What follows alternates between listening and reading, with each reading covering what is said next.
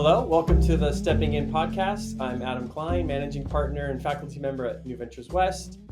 And this is a podcast where we delve into how integral coaching can address some of the most pressing issues we face as individuals, as communities, and as stewards of our planet. Today, I'm joined by Mo Ejalali, who's the founder and CEO of Mindful Leader, which has been at the forefront of workplace mindfulness for over a decade. He also happens to be a graduate of New Ventures West. And this is a really fantastic conversation about not just mindfulness, but engaging in conversations that might be sometimes difficult and really paying attention to what does it mean to be alive and listen to the life within. Enjoy. Well, hi, Mo. Hey, Adam. Glad you're here and we're talking today. Happy to be here.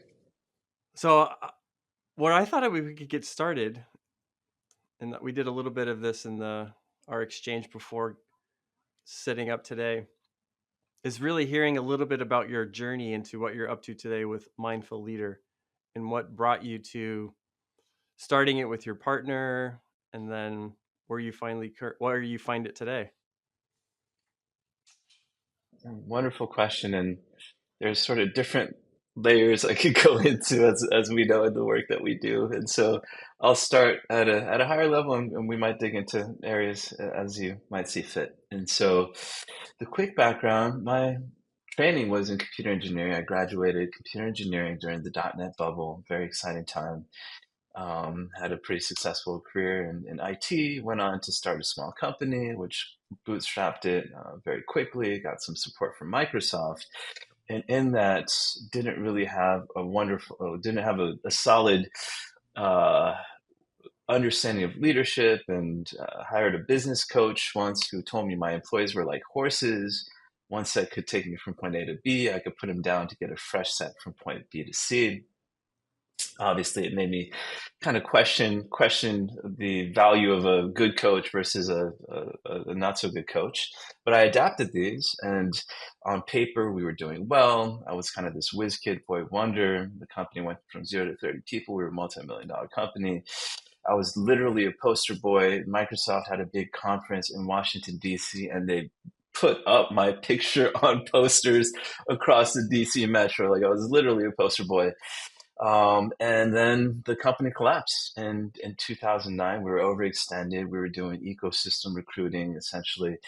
I overextended everything. And suddenly I found myself in a position that I had kind of gone through this process of becoming a certain type of leader, operating in a certain way that was very aggressive, very kind of alpha male, gangster-like, ruthless-like, reinforced through some of the different coaches and folks that I considered mentors at the time.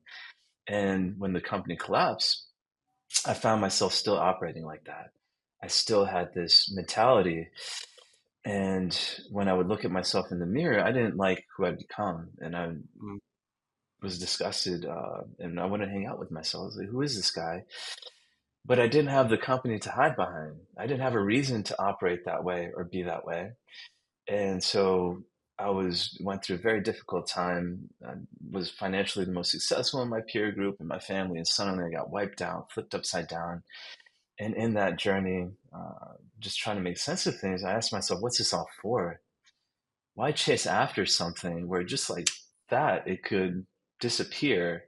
And why cause so much pain and suffering chasing after this thing that didn't really matter? So I asked myself what's important, and I was open to exploring. Very fortunate to be in the DC area and have a supportive family who really held me together and helped me as I was sorting these things out. Stumbled into a meditation class, which blew my mind. I have a science skeptical background, and everything I was exposed to in that class resonated. Later, I found out that my teacher, Jonathan Faust, was the former executive director at Kapalu, the large yoga center, and his wife happened to be Tara Brach. But at the time, he was just an amazing teacher that made a lot of sense to me. I also checked out a bunch of books and went to the Shenandoah Mountains. I'd hate to be cliche, but I actually did do that. And so Went to the mountains, got away from everything, spent 4 days up there with books. One of them happened to be Coaching to Excellence by James, and I was blown away by that book among others. And I remember it was a book on leadership, and it's been a while since I read it, so correct me if I'm off with anything, but it started with talking about death, and I was like, I've read a ton of books on leadership, and death, that it's such a critical component of our sense of life and our understanding, just gets overlooked. And I thought it was brilliant, and I was very much influenced by that. Um, I signed up for the New Ventures West course, taught in San Francisco shortly after, did my first 10-day silent meditation retreat, started consuming and looking for anything that might expand my understanding. Like I just felt that everything I had learned up until then, specifically around leadership and how you're supposed to be effective and what I'm supposed to be, um, was all nonsense, and that there was another way, and that I just was blown away. It kind of cracked me open, and so that started my journey. And to fast forward a little bit, I had bills to pay, so I went back to doing IT program management for Nest and DHS. Started, did the New Ventures West course, got plugged in a great deal with the mindfulness community at the time. This is around 2010. Eventually, we launched our first Mindful Leader Summit in 2013. And fast forward to today, we're one of the leading voices in the workplace mindfulness field, and we're the largest provider of mindfulness-based stress reduction. And I just feel really just privileged to have been active during those early stages that things were forming together, to have been dropped on my head and having gone through what I went through at at the best time, as far as retrospect, to look back, and it kind of opened me up and exposed me to wonderful things that have really helped shape where I'm at today. Hmm.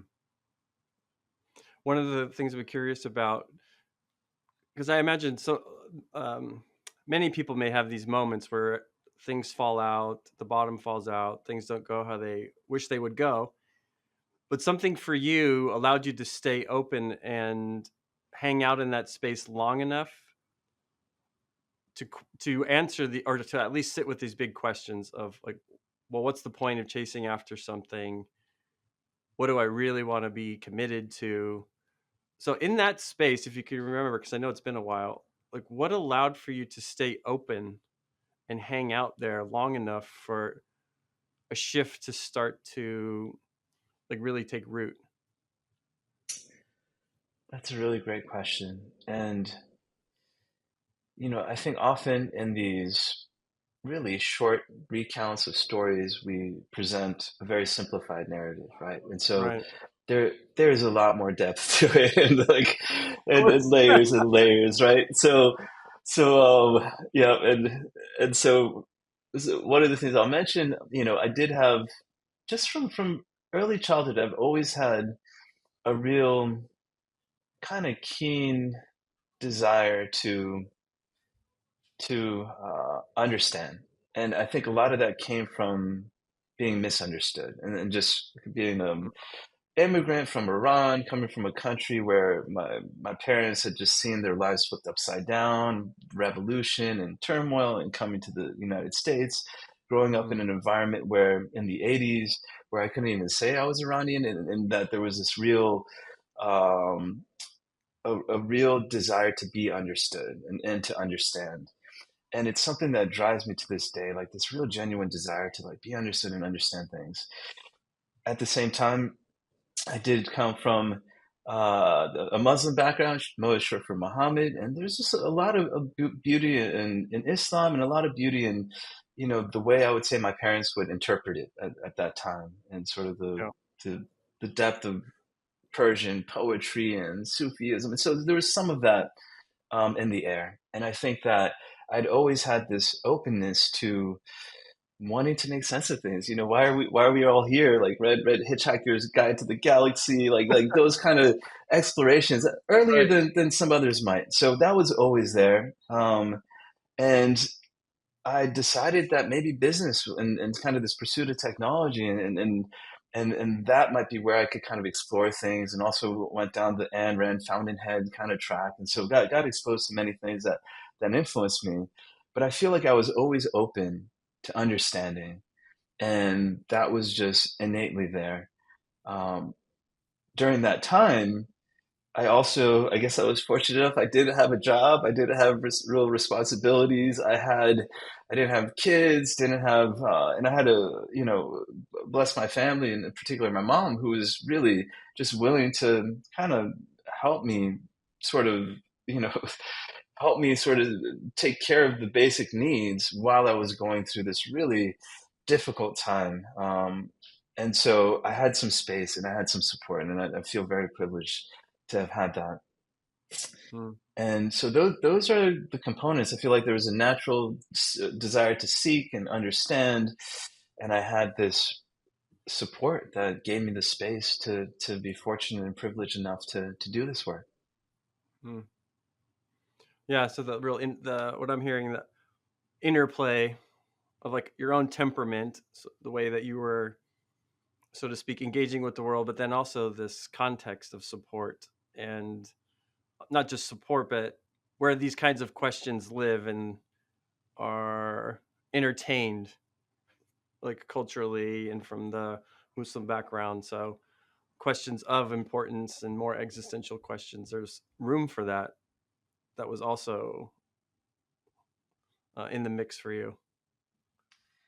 Yeah, I would say, and that's not to mean like everyone, like, I've got siblings that have different levels of depth in Oh yeah, these yeah. There's, areas, but definitely there so I was think kind of it's important to a highlight both, right? That of course, yeah, as parents, if you're, or if you have siblings, or if you're a parent of multiple kids, there's always this like very wide spectrum of how kids can turn out because of the temperament part. Like there is a uniqueness to each of us. So there was a listening to yourself that was going on in addition to the support around you.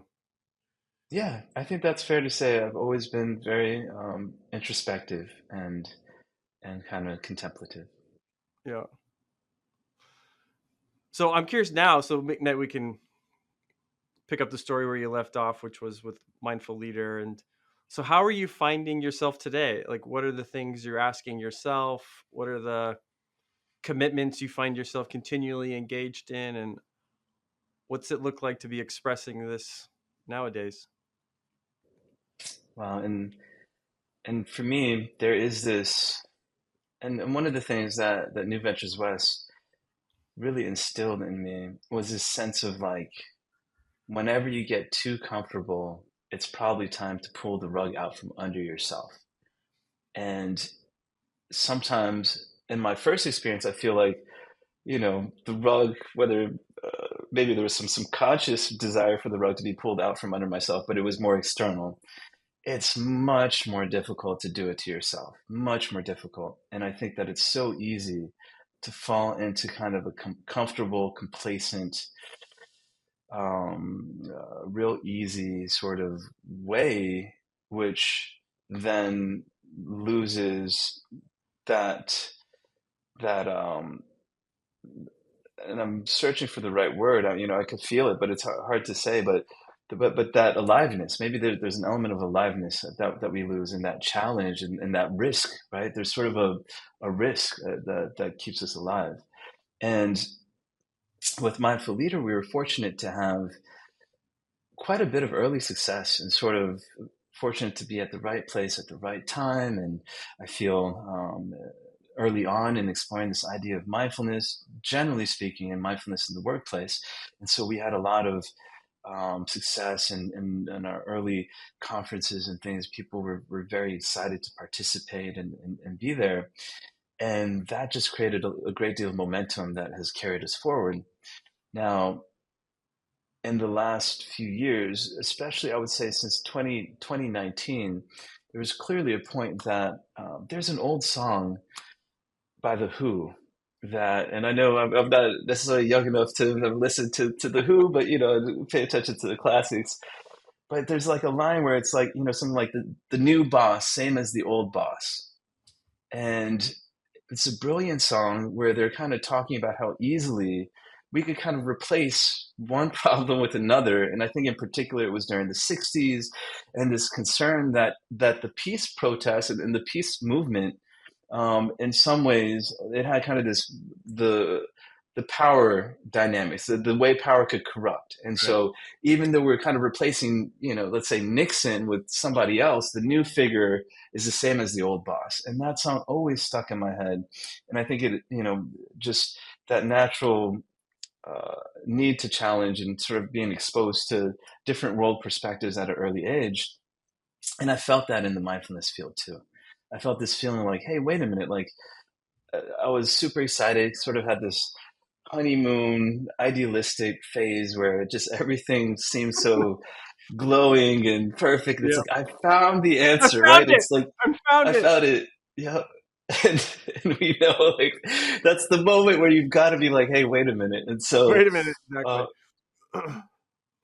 and so that wait a minute came up, and this idea of like the new boss, same as the old boss, and I started to think more critically about things. And it also was during a time where, in the U.S. we were going from the Trump period, which I think was very traumatizing in certain ways, to sort of the post-Trump period, where you had this real woke movement, which in some ways had some benefits and in some ways had its own set of challenges, where it felt very dangerous to think and speak outside of the kind of the party line.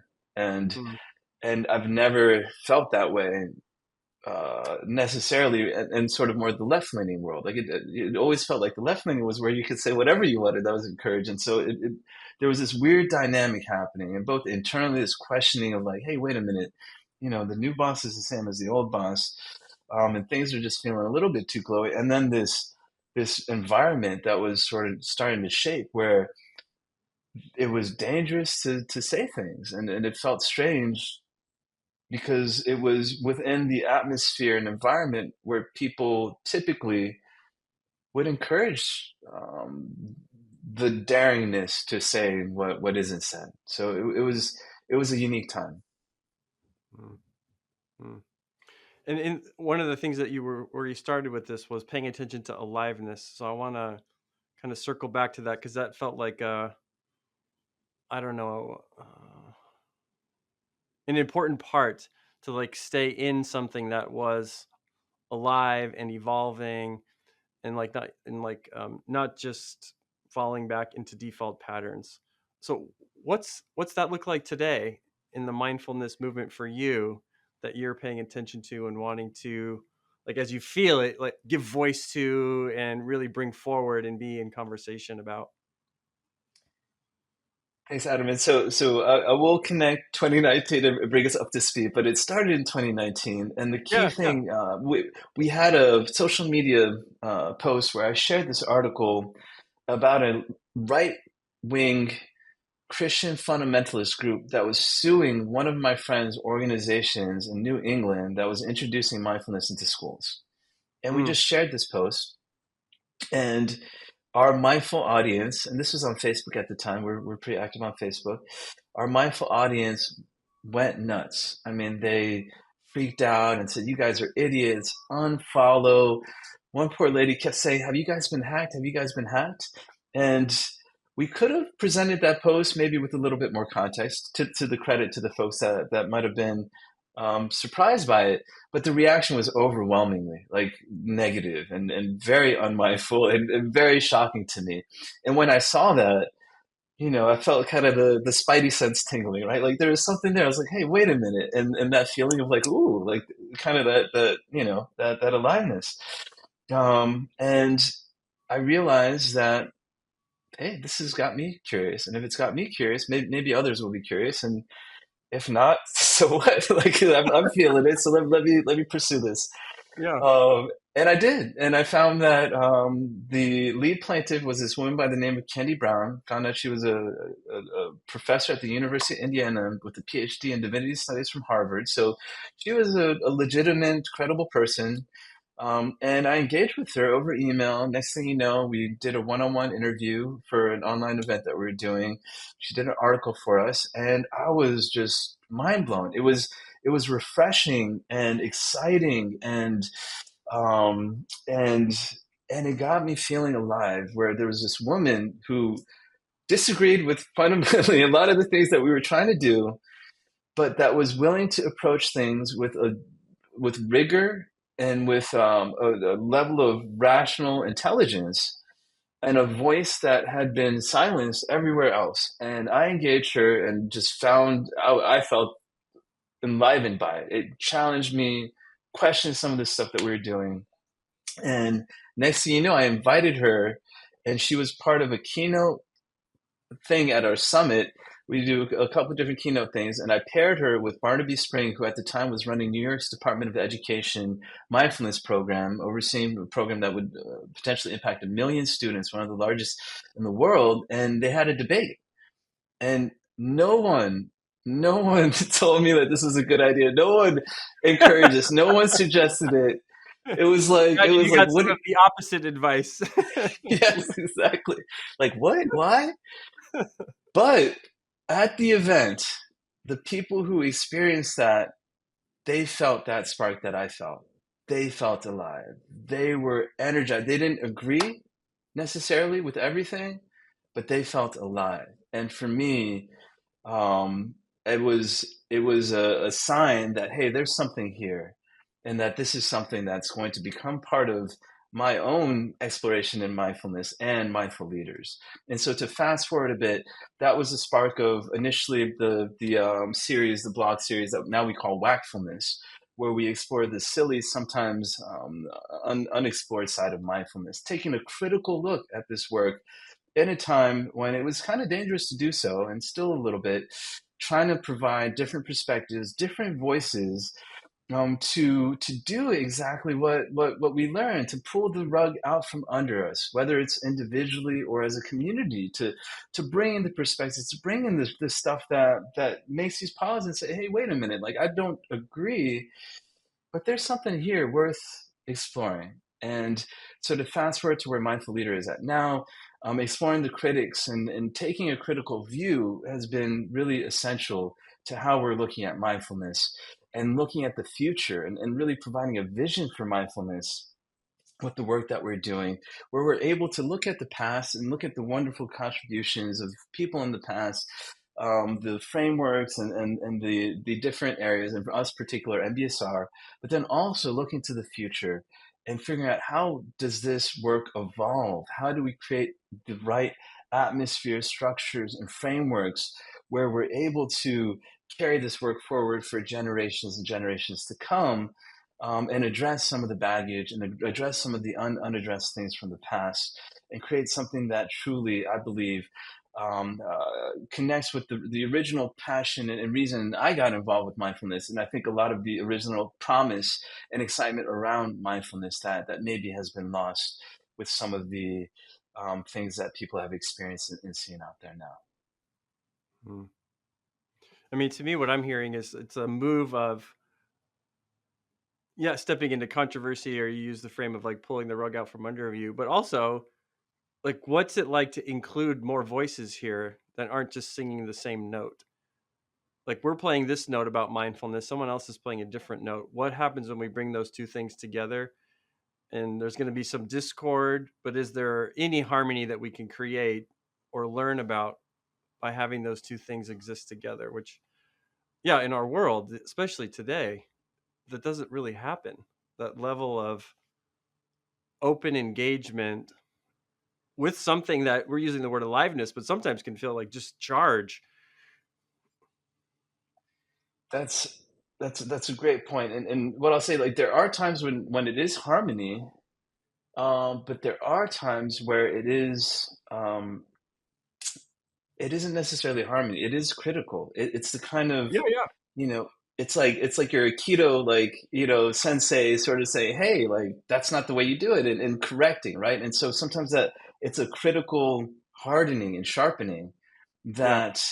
that helps the argument. So in the conversations with Candy, the areas we didn't agree, what I found was that she helped me I, identify myself and my points better, because I had something to push against. Mm-hmm. And Mm-hmm. by doing that, things got crisper, clearer. My conviction was stronger, Yeah. but I had more of a sense of exactly what the heck I was talking about and believing, right? And so it's kind of having that partner that you could joust with and that you could spar with to kind of sharpen your thinking and your understanding. Yeah. Whereas sometimes in harmony, even though harmony is beautiful, you don't have that same kind of energy that sharpens. Yeah. Totally. And so are you able to recall like one or two things that have become more crystallized as a result of some of these conversations?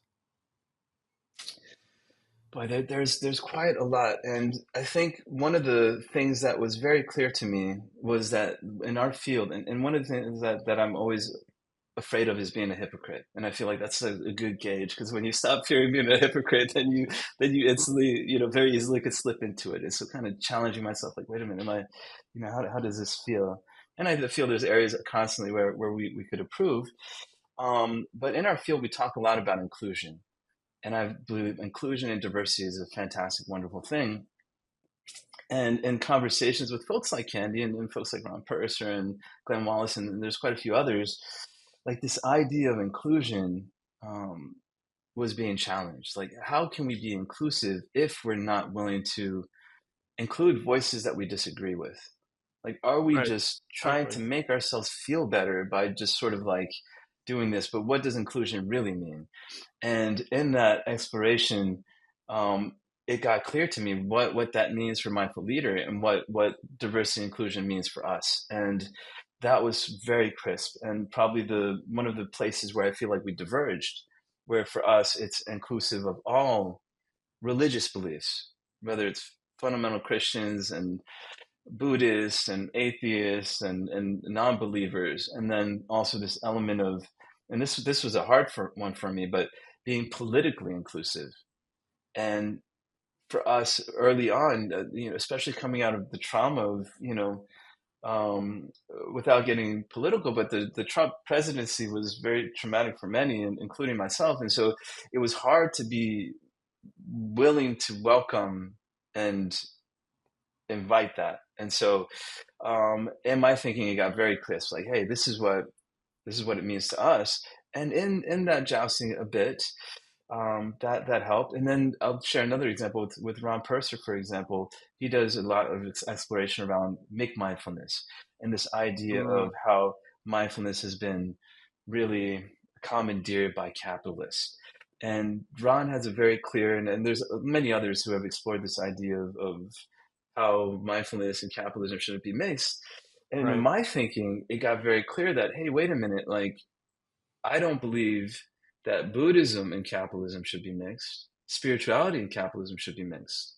However, if mindfulness is not Buddhism and it is what we claim it to be, sort of this universal humanistic approach that could help people through awareness and non-judgmental presence live more gracefully and react to things more gracefully. For me, there's absolutely nothing wrong with that being offered in the workplace and government institutions and educational institutions and in a capitalistic framing. And so in some ways we don't agree, but um, what he said helped inform what I'm thinking. And in a strange way, we do agree because for me, if mindfulness is Buddhism, I agree with Ron. But my point is that, and the direction we're heading towards is that we need to be quite careful in what we are presenting and what it is truly underneath. Yeah. And as you look forward, what hopes do you have? It's a combination of hopes and there's sometimes despairs, to be quite honest, and with just like everything that we're And seeing despairs. out Let's there, right? include both. What are your hopes and what are your despairs? But well, to keep it positive. So, um, I am thrilled and frightened by AI, and I think a lot of folks are. And we got pretty active writing and talking about AI early last year, just as ChatGPT was starting to be adopted, and I am so like I'm super thrilled about AI, and I know again like there's obviously the counter side of it. I could see just profound abundance, a profound in our lifetimes, like just a transformative, um, level up. I can't even think of how to describe it. Like we're going to take a huge step. And in that, again, like a lot of folks are talking about the potential for unlimited abundance, all sorts of our needs being met. And so on one side, I'm really excited about that. On the flip side, I do think, and sometimes when I talk about AI, it's like there's two extremes. There's the Terminator, where we just all get destroyed by AI, which I don't think is going to happen. And the other extreme, which is Wall-E, the Disney movie, where we're just Yeah. completely overweight, being carried around, indulging in everything, having no purpose, having no meaning, having no struggle, having no challenge. And I do believe that suffering and challenge is part of life, that we might not have our sense of liveliness without that. So I'm concerned about purpose and sort of existential risk, and on top of that, all the political power dynamics, what happens with the shifting of power, the concentrations of power, and all the things that are happening, in particular in AI. And so I feel like AI is really exciting. And I do see a real potential for, just understanding of consciousness and a lot of questions within AI and within ourselves to be addressed. Um, to come back to our field and make it a little bit more relevant, I do think we're going to go through an extraordinary, we're already in it, like a mental health crisis. It's just going to get worse.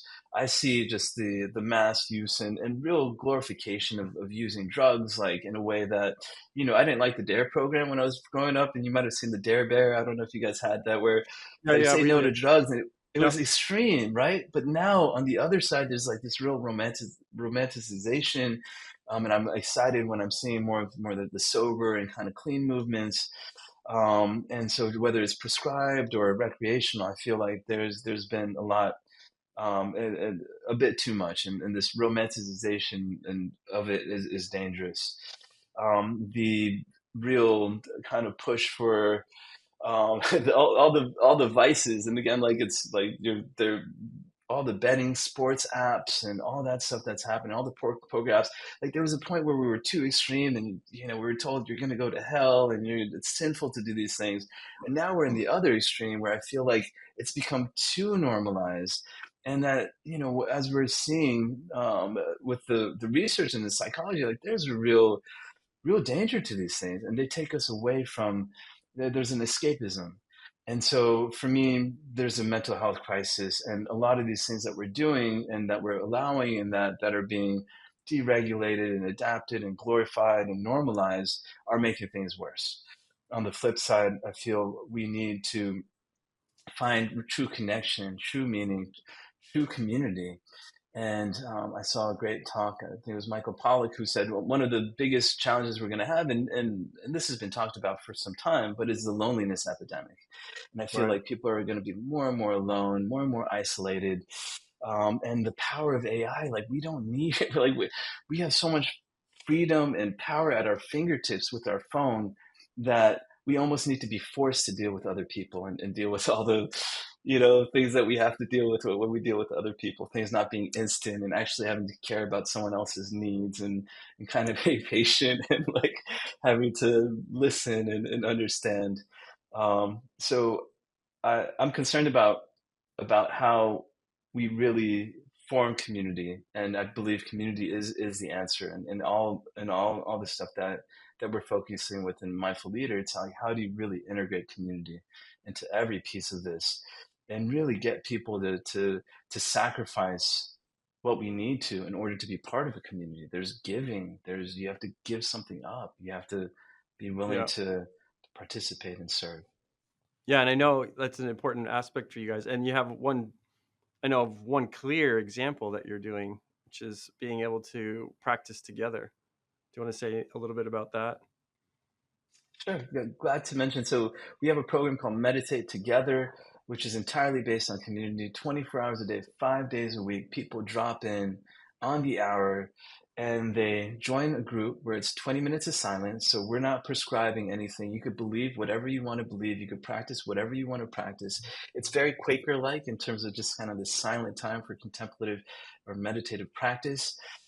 It's hosted by a member of the community, so there's no real hierarchy. It's very egalitarian, and the hosts aren't guiding or doing anything. They're really just holding the space. At the end of the 20 minutes of silence, there's a checking question, usually to evoke a sense of appreciation and gratitude, but also all sorts of questions that we've vetted as a community. People share if they like to, and there's an opportunity simply to listen. Um, and that community has been running 4 years since the pandemic. Every week we have 120 community members host these sessions, and somehow we've managed to do it for 4 years. But it's completely That's community. incredible.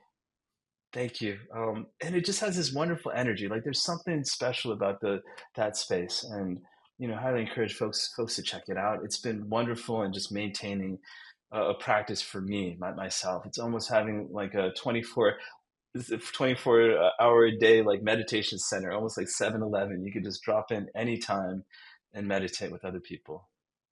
Yeah.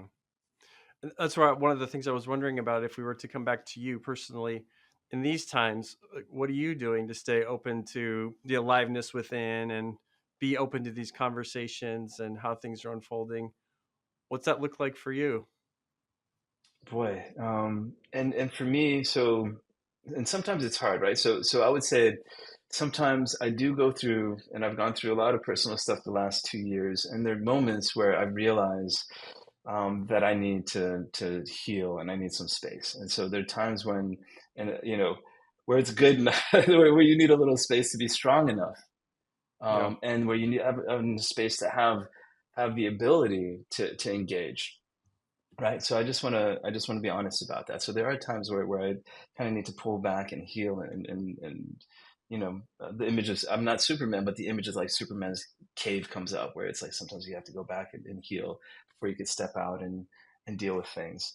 And I think I've learned over time wisely to sort of gauge that and know when I need to heal and when I need to step back and when I'm ready to kind of step out there and deal, engage in ways where sometimes you deal with things coming at you that sometimes are very negative and loaded. Mm. Um, for me, I do have a nice regular meditation practice, and that's just become just pretty regular. I do consciously try to avoid feeding my mind things that will kind of disrupt me in ways that aren't productive. I would say, like, the news, for example, like sometimes the news is a bit much, and I'll take the right dose. I'll try to take it in ways that I know will be less negative on me, and I'm looking for the right words. But sometimes reading things is a lot easier to let my mind kind of interpret it versus being bombarded by images that someone wants me to be bombarded by. And so I found that very, very helpful. Um, Continue to be inspired, and over the last few months, I have kids, and so kids are really a wonderful source of Absolutely. that aliveness. And so we've been reading a lot of uh, Roald Dahl, and I found that like Charlie and the Chocolate Factory, Matilda, James and the Giant Peach, and so going through these stories, which came from a different era, and some of the language and some of the like, it's pretty harsh. Like it's not like Bluey or Paw Patrol. Like there's some stuff in there, Yeah. and so really enjoying exploring that with the kids, and just remembering there was a point where I just felt like AI would replace books, like, and technology would replace books. But now I'm just remembering how wonderful it is to disconnect from it all and just like settle into a good book and with the kids or on my own, and how wonderful that experience of just being with someone else, sort of in their mind and in their thoughts and in their story, and going on a ride with them while not having all this insane, attention programming that's trying to hook us and sell us and take us for a trip. And so, um, yeah, I don't know if that helps answer, but being very conscious of technology and how it could mess with me, and finding simpler ways to digest and explore and entertain. Yeah. Well, it's helpful just to, and I like asking that question of people on the podcast just so listeners get a sense of like what are all the possible ways of staying open in life, staying open to this aliveness, that there isn't any one like here's the recipe. So I think hearing from different folks about what it looks like, and as you started off hearing about, yeah, and it's not easy all the time. It's hard. And so the reality of that so that we can really feel companioned when we're feeling that way ourselves. Exactly.